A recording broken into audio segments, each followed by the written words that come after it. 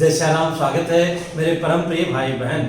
आज हम 17 सितंबर 2020 को सर्वपितृ अमावस्या के बारे में निवेदन करने जा रहा हूँ। वैसे तो हर एक अमावस्या तिथि हमारे पूर्वजों के लिए, पितरों के लिए सबसे उत्तम माना गया है। सभी तिथियों में जिस तरह से पूर्णिमा को देव कार्यों के लिए, और इस पितृपक्ष की अमावस्या की महिमा अनंत है, अपार है। मुझे बहुत भाई बहनों ने मैसेज किया, हो सकता है मैं उनको उत्तर नहीं दे पाया हूँ, अथवा उत्तर दिया तो तिथि निकल गई। वो सारे लोग जो है सर्वपितृ अमावस्या को श्राद्ध कर सकते हैं, अथवा हमें ज्ञात है पर नौकरी के चक्कर में अथवा अन्य कार्य के चक्कर में हम नहीं कर पाए हैं, तो उन सभी लोगों के लिए ये लास्ट चांस है।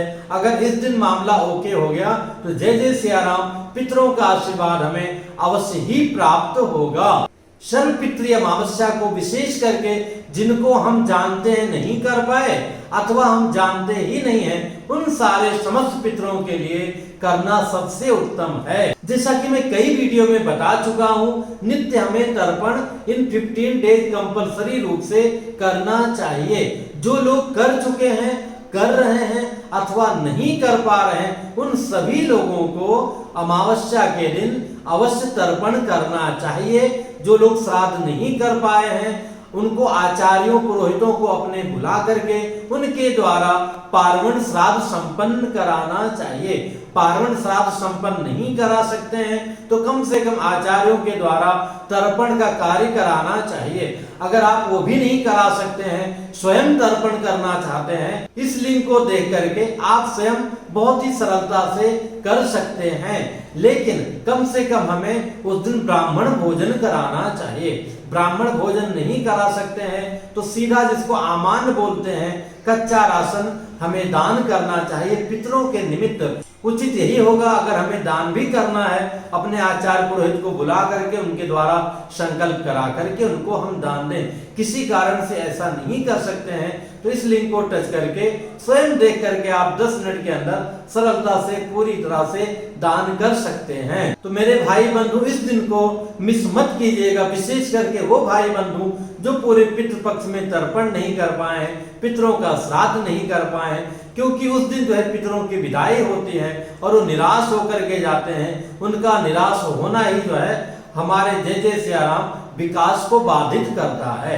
इसलिए सजग होकर के सब काम छोड़ करके सर्वपितृ अमावस्या 17 सितंबर को हमें अवश्य करना चाहिए। इसी दिन पितरों का विसर्जन होता है। जो पितृगण आकाशीय मार्ग से आ चुके हैं उस दिन जाते हैं, उनके अगर पुत्र पौत्र आदि जो भी उनके रिलेटिव हैं उनके निमित्त नहीं करते हैं तो बहुत दुखी होते हैं। इसलिए हमें अवश्य करना चाहिए। उसी तरह से जैसे स्कूल में सारे बच्चों का टिफिन पहुंच जाए और आपका टिफिन ना पहुंचे तो आपके मन में कितना दुख और गुस्सा आएगा। संभवतः ऐसे पितरों के हृदय में भी आता होगा।